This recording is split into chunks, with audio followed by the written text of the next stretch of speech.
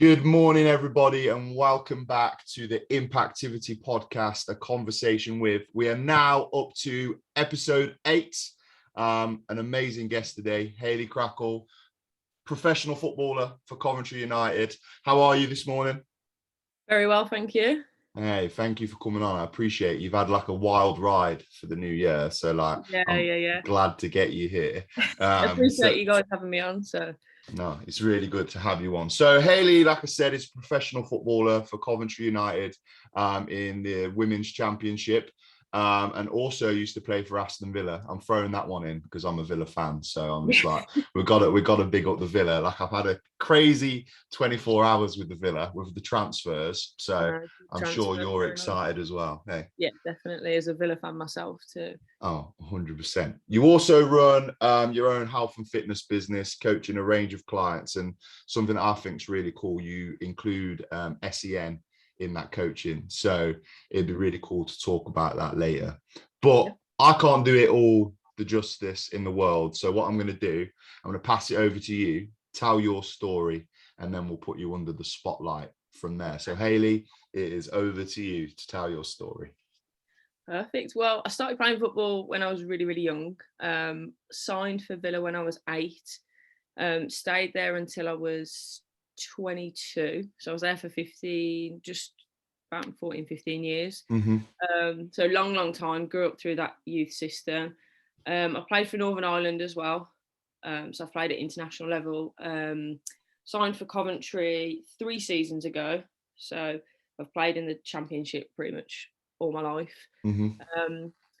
Went to uni and did sports therapy, and then I did a strength and conditioning masters, which kind of guided me into my self-employment work because I wanted to work around football.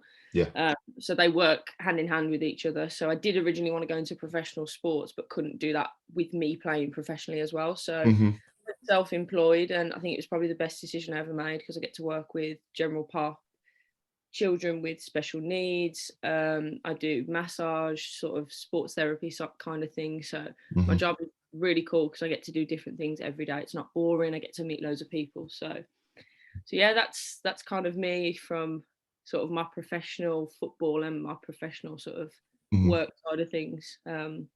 Nothing much to it other than that. So. No, I mean, it's awesome. Like thinking of being in football like most of your life, and obviously everyone's playing, you know, most people play like some form of sport on their weekends and stuff.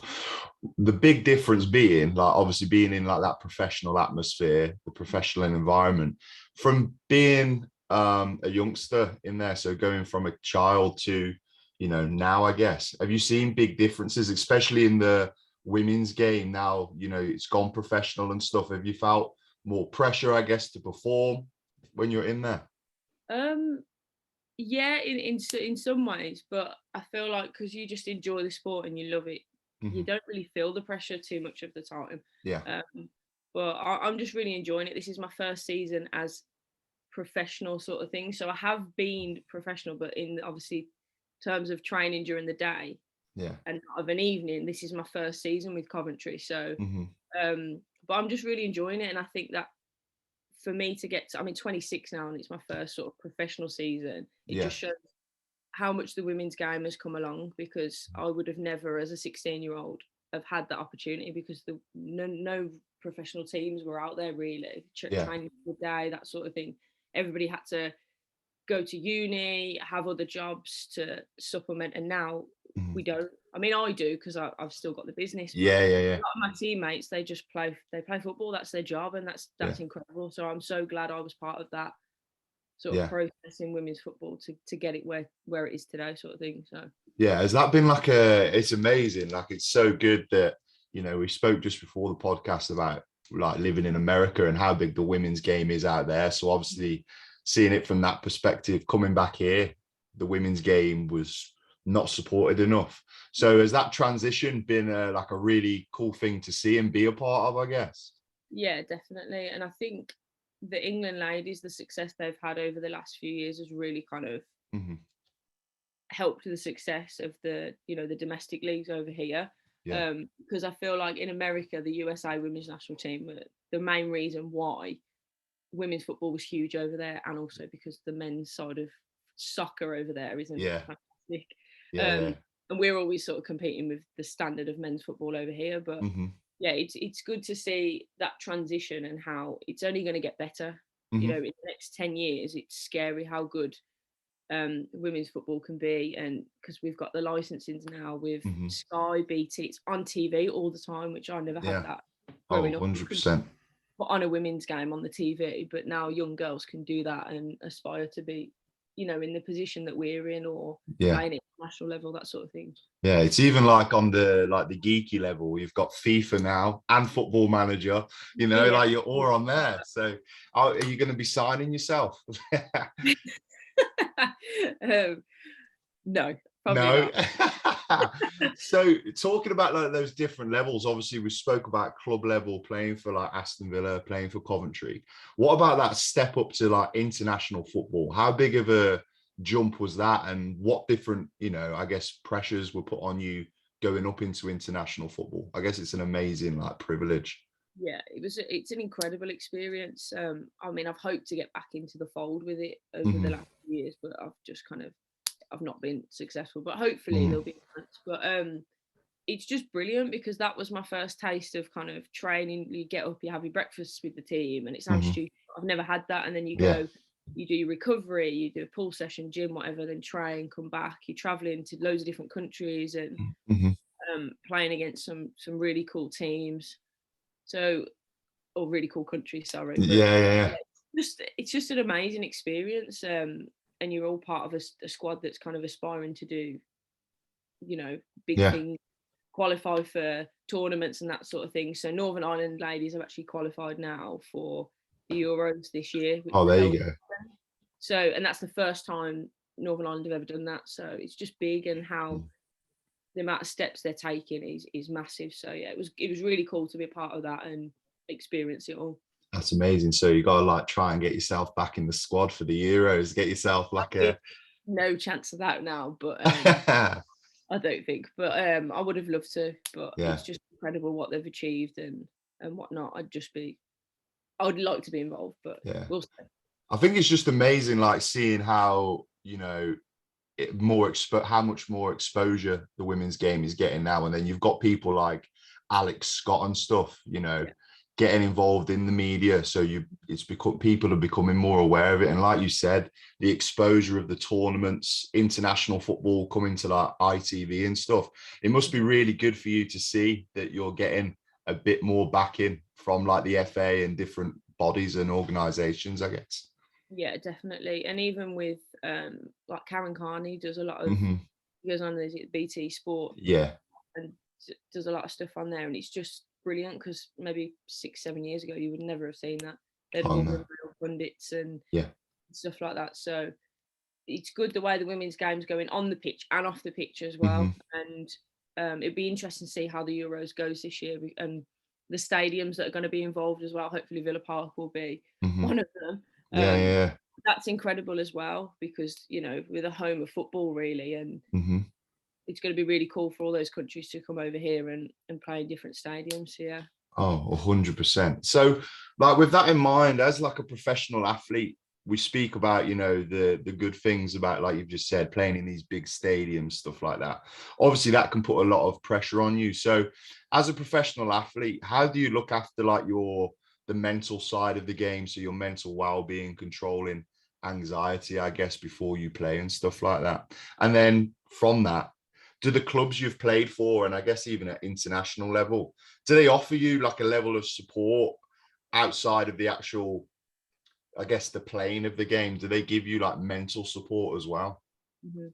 Well, in answer to the first question, I think everyone's just got their own routine to cope with anxiety, because everyone gets sort of pre-game nerves and that sort of thing. So everyone's got like a routine of what they eat, when they eat, what they wear. Sounds stupid, but I think that kind of calms nerves and whatnot, and anxiety.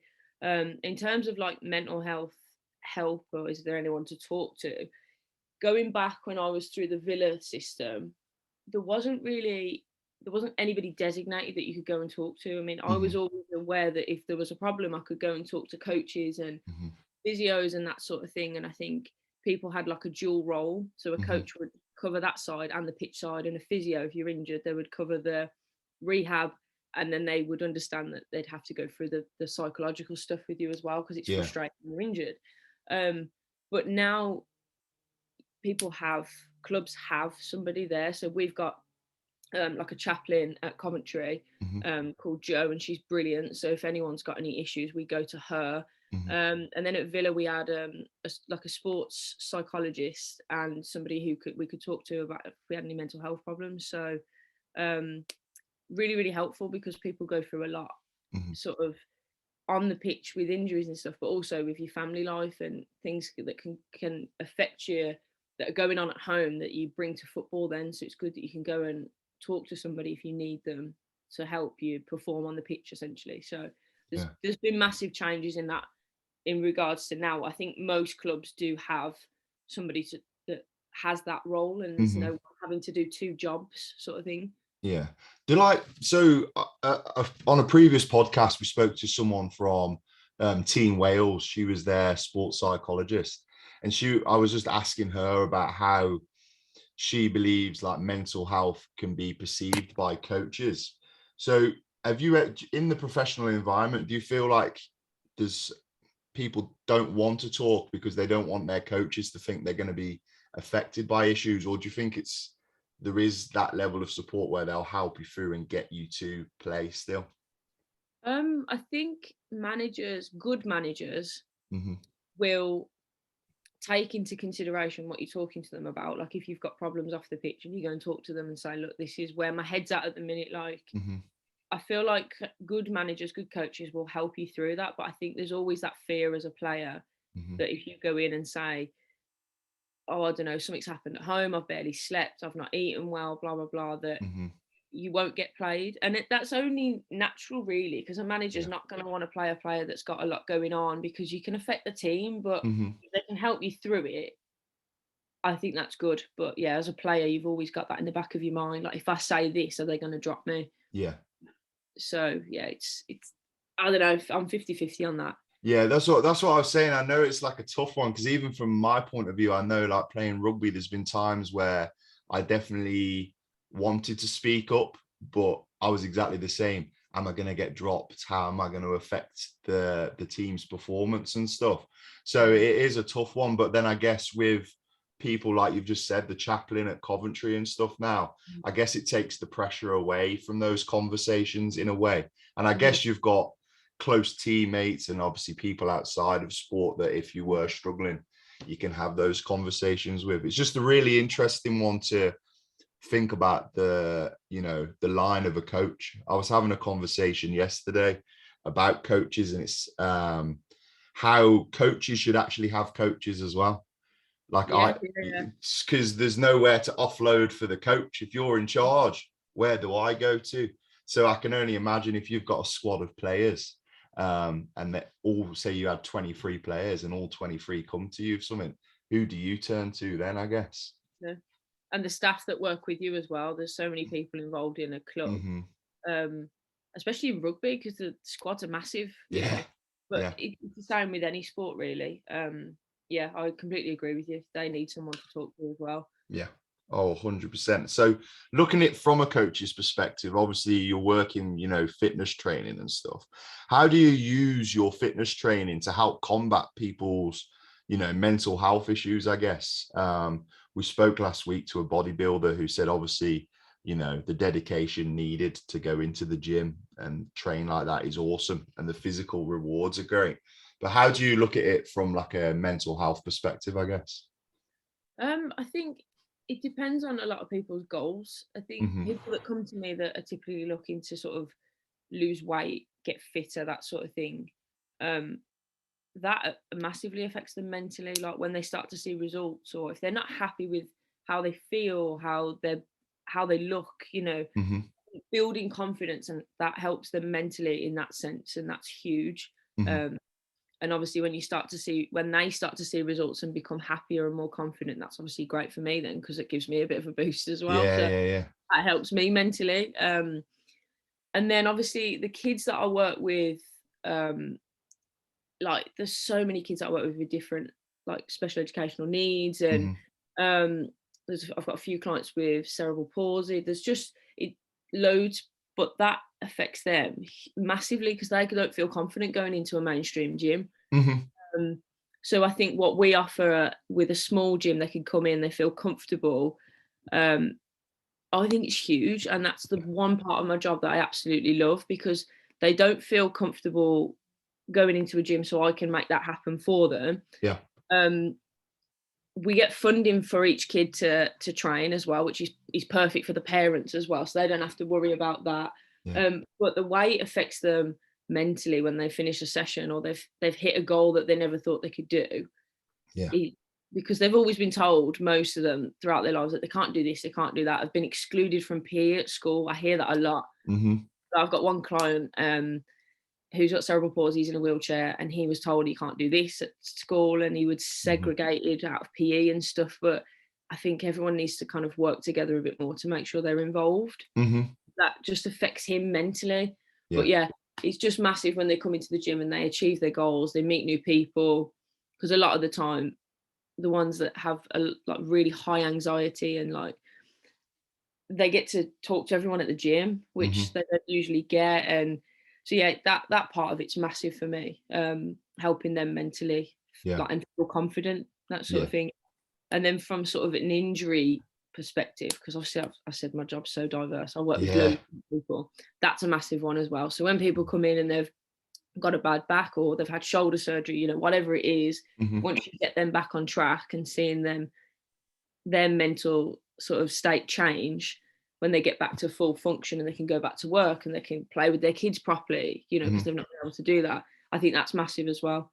Oh yeah, 100%. Getting them back on track, moving properly. So I know, no, you're good. It's like it's all reward. It's like all rewarding. It's amazing, and like I just want to jump back to like the special, you know, special educational needs.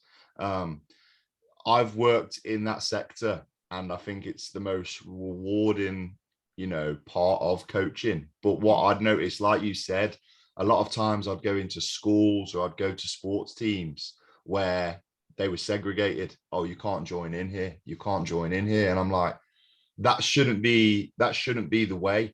And, you know, when I was working in America, I ended up becoming the adaptive program specialist for the YMCA of New Jersey. And that was all about getting programs to be accessible for all.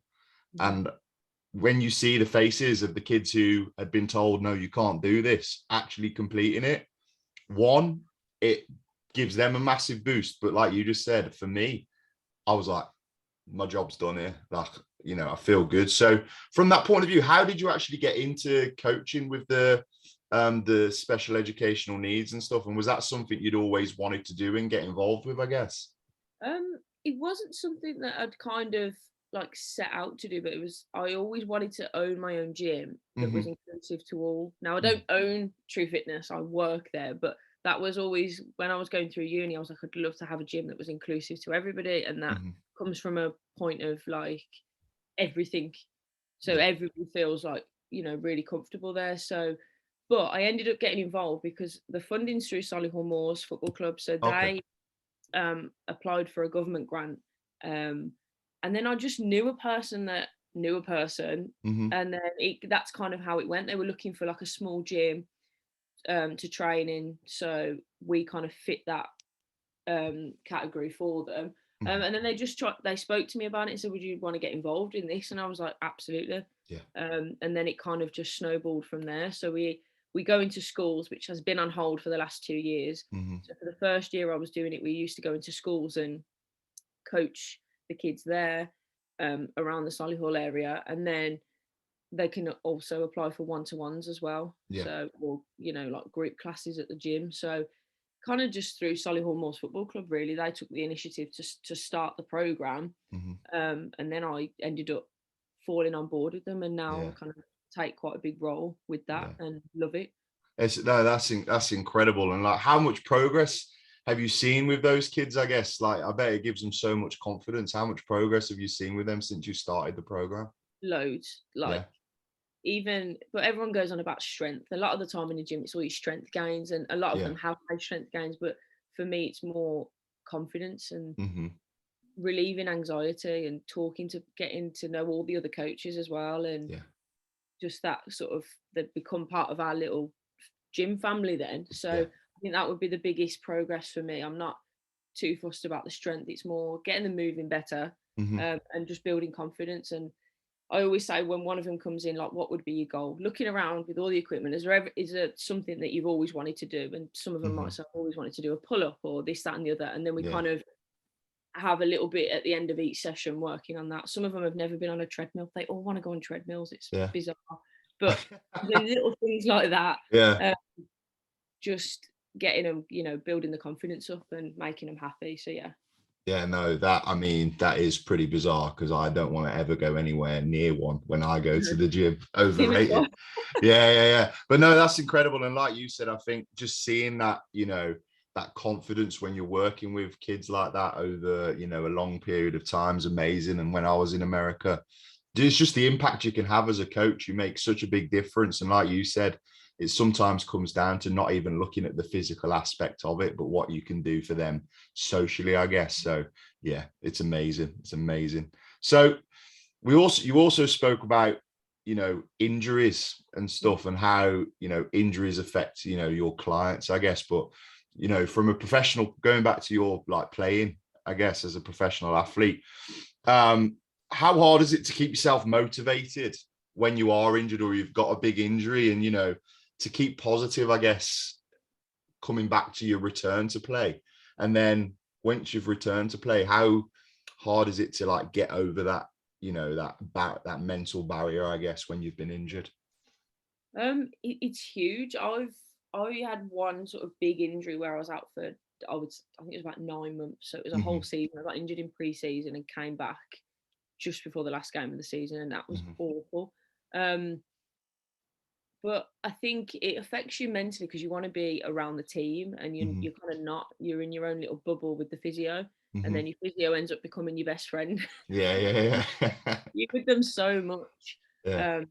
But it's just hard, because you want to play. You get involved in the sport because you want to be active and play. And when you're on the sidelines, it's really, really tough. But I just tried to keep myself as busy as I could. And luckily I had the business work as well. I think some players, if they don't have something else they can throw themselves into, it becomes quite difficult.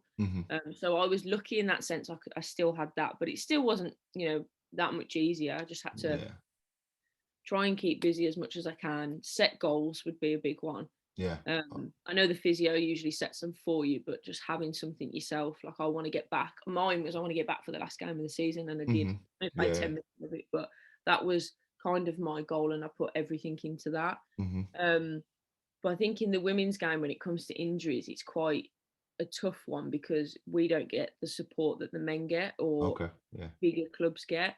So when I was at Villa, we weren't full time at that point. We still trained of an evening, that sort of thing. We were going through a transition phase, where we just moved to Bodymore Heath to train. So the women's side of the club was growing, but I was at the very first point when I got injured. So there was no money. I had to pay for my own MRI scan. Oh, wow. And all that sort of stuff. I mean, I could have gone through the NHS, don't get me wrong, but it was a ridiculous wait. So it's also, you got to think about it financially for a women's player as well, because you got to pay for scans and like I was paying for chiropractor appointments and sports massage and all that sort of stuff, and it clocked up, and it was a huge amount of money. Oh, I bet. But now they get covered. So I've got a couple of friends still at Villa, and they're covered for it. So that's already, in the last 3 years, taken a huge step. And we're covered at Coventry as well. But when I was injured, and when a lot of my teammates have been injured in the past, you're not covered. So that's huge. And we probably should be told to take out private medical insurance. I bet. You know what though? You don't think about that. Like, from like an outsider's point of view, you don't think about those injuries. But then, like you said, realistically, 3 years ago, you had to have another livelihood on top of the football. And I guess that's like a lot of people who are just playing, amateur sports on a Sunday or whatever. You don't think about the impact an injury can have on you for your Monday to Friday job. So I can only imagine, how much of a relief it is now that, touch wood, you don't get injured. But if you did, that you'd have something to cover you, I guess. Yeah, exactly. And because I was self-employed as well, I mean, there was a month where I couldn't do anything with my injury. But let's say if it was a broken leg or something, you know, I'd had like knee surgery or something, I wouldn't have been able to walk for a long period of time, and I need to for work. I need to be on my feet working with clients. So that's another thing to think about as well, is how that affects you during the week. It's just an injury can have so many knock-on effects. It's not just, oh, I'm sitting on the side for a few months. It affects your whole life, really. So. Oh, 100%. Your coaching's not really going to have that much of an impact when you sat on the sofa telling them to do their squats and stuff, is it? Yeah. Or from like a sports massage point of view, you can't do it because you need to be on your feet and stuff. So it was a tough period, but it's good to see now that a lot of clubs are covered. I'm not sure about the league below the championship. Some clubs that have got a bit more money possibly do, but I'm hoping in the next 10 years all clubs will be covered, you know. Medically for all players. So. Oh, 100%. And just looking at it like from like, I guess like a selfish point of view, because I know I'm like the worst person when I'm injured as like a spectator and stuff. How tough is it like having to go down to the games, to training, and like wanting to be out there, I guess, on the field? How tough is that? And, you know, how do you get over that, I guess? I think to get over it, you've got to have a goal, and you've got to kind of try and keep as motivated as possible, but but also accept the fact that you are going to be, you know, you probably will be depressed the first period, and I think people they kind of sugarcoat that, but actually it's okay to feel really sad and angry as well, angry at what's happened, depending on the injury, because I've known some players who like go up for a header in a game. One of my friends at Villa, and she just landed in a tore ACL. Stupid things like that, and then your head goes into, was it the pitch, was it what I ate, did I do too much that week? And but I think that's normal, and trying to explain to athletes that is normal. Take that time to figure it out, but don't get too annoyed, and just kind of then set goals and just power through as much as you can. But it is tough. It is a really tough point if you're injured for a long period of time. I think that's where you've just got to have like a really strong physio. I know when I dislocated my knee, so I was out for about the same amount of time as you, like 9 or 10 months, but I'd be so frustrated. And it's just about your physio going, just calm it down, because if you come back too early, I guess you're going to be out even longer in the long run. So like you said, just keeping those goals, I think, is, you know, so important, and it like stops the frustration, I guess. But it is a time of anger, and like you said, there's a lot of what ifs during that period.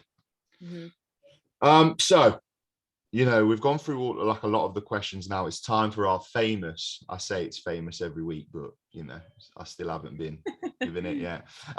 So it's our listener Q&A. So listeners write in, you know, ask questions. So I'm going to put you on the spot now. Spotlight's on. So are you ready for your first question?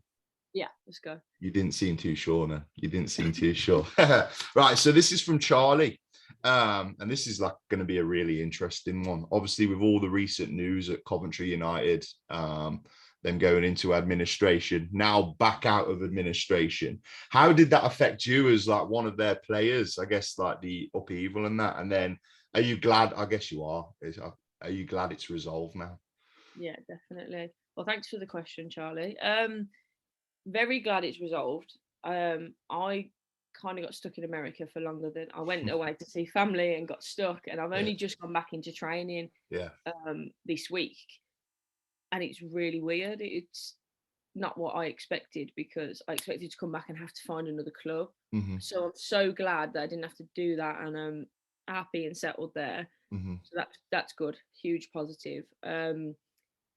It was just a crazy time, especially being away. I was 8-hour time difference as well, so I was kind of missing all of the meetings and stuff, and having to catch up with people. But none of us expected it. None of the staff. There was nothing kind of untoward going into the Christmas break that would have warranted that call on the 23rd of December. You know, 2 days before Christmas, it was just horrendous, especially for my teammates that were really relying on that money, because it's their job. I felt kind of guilty in a way that it didn't probably affect me money wise as much as it did other people, because people ended up moving out of accommodations and stuff like that. It had a huge knock-on effect on so many different people, and then also people started to try and look for new clubs. So it's been all up in the air. It was a kind of a bit of a whirlwind of two to 3 weeks, but I think it affected everybody mentally, especially staff looking for new jobs, and then all of a sudden, well, now we've got this new owner, which is fantastic. Lewis is brilliant. Well, so far I've only met him once, but but yeah, it was just really crazy. I can't put it into any other words. To find out that everybody's lost their jobs and you're not going to see your teammates again, and there's going to be no club in Coventry, which was kind of what was affecting me more so, is because there's so many teams in London, there's quite a few up north. There's not that many Midlands teams in the Championship now, because you've got Leicester Blues and Villa that are in the higher league. So I think we really needed a team in the Midlands in the Championship. And then I'm so glad it's all sorted now and we're kind of back to normal in a way. Oh, 100%. I think, I guess it's like a bit different to being told, right, you need to like get a transfer, or another club are trying to sign you. Like I guess you can prepare yourself for that a little bit. But when it's just like dropped on you like that, I bet it's, it's life changing. Yeah, out of the blue, it was crazy. We just kind of hoped that the investors that we had would have just kind of weighed up all the pros and cons of buying the club in August, because obviously I said it was COVID and what was the other one? There was COVID and Brexit. Were the reasons that they put us into administration, but that was in August. There was COVID and Brexit, so they kind of, it's just a shame that those things weren't weighed up at the time. But hopefully this can kind of work out for the better now with the new owner Lewis. We just kind of need to get the 10-point deduction reduced or gone, because that is hefty in our league. But we're going to fight to stay up, but it's just not the position that we would have hoped to be after all of this. So bit crazy, and everyone's still trying to get their heads around it, and I bet with all the appeals to the FA and everything. So but the public were brilliant. Obviously there was a funding page that we've got the youth set up at Coventry, and there was one of the dads of the kids that play for a lot of the under 12s set up this page, and it raised 16,000 around about. That's incredible. Unbelievable, because people felt so bad for everybody.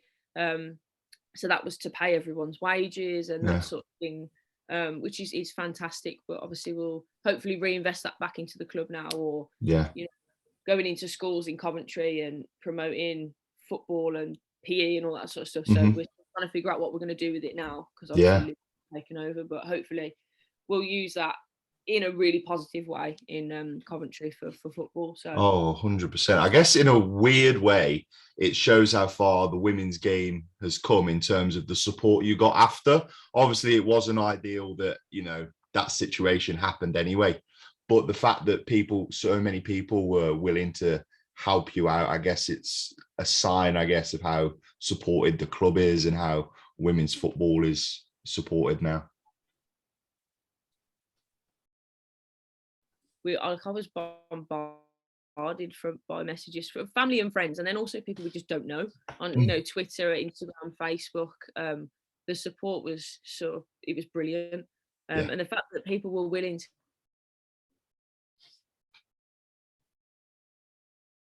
to donate, because I think if you'd have taken that back 5 years ago, people would have been like, women's football, that we're not going to donate, sort of thing. So it was brilliant that people did, and we're really thankful for every single person that sort of reached out or donated or retweeted and shared different things for us. So.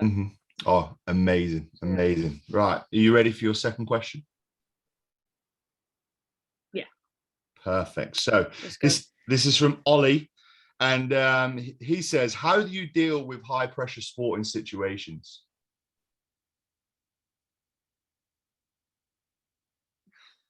Thanks for the question, Ollie. Oh God, I've been in a lot of them, to be honest.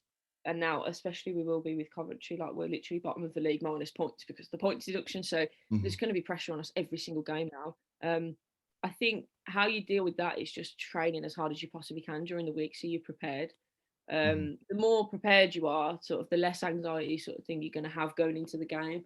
So that comes from training on the pitch and also all your analysis stuff that you do about the opposition, about formations that we're going to play and all that sort of stuff. So I think it's just nailing all the basic things and all the little things, and then it all comes together. So just working as hard as you possibly can. And then that helps in high pressure situations. And also you've got a squad of like 23 people, if not more or less. And you're on the pitch with another 10 people. So it's not like you're, like a tennis player, you're on the court by yourself. You've got really good support around you, and you're not relying on yourself. You've got everybody with you as well. So.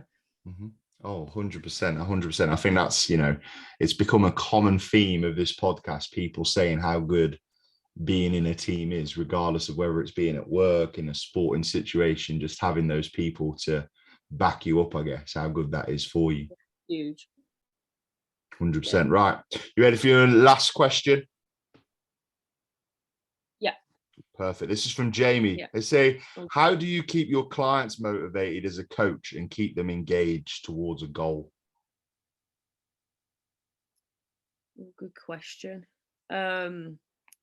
First of all is setting the goals, and just sort of regularly checking in to make sure that they're kind of meeting the goals and like part of the steps towards it. But obviously people do go off track with certain things, and life changes and that sort of thing. So it's just engaging with them as a person as well, and just understanding, their work life as well. What hours have they worked this week? Has their child kept them up all night? Is there something going on with their parents? Have they lost family members? That sort of thing. So I think being a good people person helps as well, because you can understand everyone's situation is different. So if you haven't hit your 10,000 steps for the day, I'm not going to shout at you. I'm going to want to understand why that's not happened, and how is there something I can do that, that can help that? Can you come in to the gym a little bit earlier and just walk on the treadmill for a little bit? Just little things like that make a huge difference. But I think a lot of coaches sometimes don't have that, and not shout, but get a bit annoyed and angry that people aren't meeting their goals, because ultimately then that looks kind of bad on you, or they think it looks bad on them as a coach. But I think putting the ego aside massively helps as a coach. And you sort of, sometimes you leave your reputation, that sort of thing, and just focus on that person and what they're going through and why they might not be meeting their goals. And then I think that's probably why I've never really had an issue with people meeting goals. That might have taken a bit longer than we'd originally planned, but they've still got there. So flexibility would probably be my answer to that, to sum it up. Just being flexible with people. Yeah. I think you've just raised a really important point there, that life sometimes gets in the way, and that's okay. But like you said, I feel like sometimes we're guilty, or people are guilty as coaches or even players sometimes, of, trying to find something to blame, where you could just be like, all right, we'll just work on it for another 2 weeks and get there in a little bit more time. So yeah, 100%. I think flexibility is definitely key when you are a coach, 100%. So that is the end of all the questioning and stuff. So you've done an amazing job, and I really appreciate you coming on. If people want to learn more about, what you do and getting involved with the fitness and stuff, how can they find you? On social media, you can find me. My business account is Hayley_True Fitness. I work for a gym called True Fitness, and we've got a website, truefitness.co.uk. So yeah, that's how you can find me, and more about what we do. Perfect. And I will make sure that I put that in the description at the end of the podcast. Also, I'm pretty sure that Coventry United are going to need all the support that they can get for the rest of the season. So I guess they can just get tickets and come down and watch it. You play it. Where do you play? The rugby club, don't you? Yeah. Butts Park Arena in Coventry. So yeah, the support would be hugely appreciated for this last sort of bit of the season now, last half of the season. So perfect. Yeah, if anyone can get down to games, that would be brilliant. Yeah, perfect. Hopefully, The Great Escape is on, right? That's what we want. We hope. We're confident that we can do it. We've just got to put everything into it. So yeah, get you on at the end of the season for a celebration, hopefully.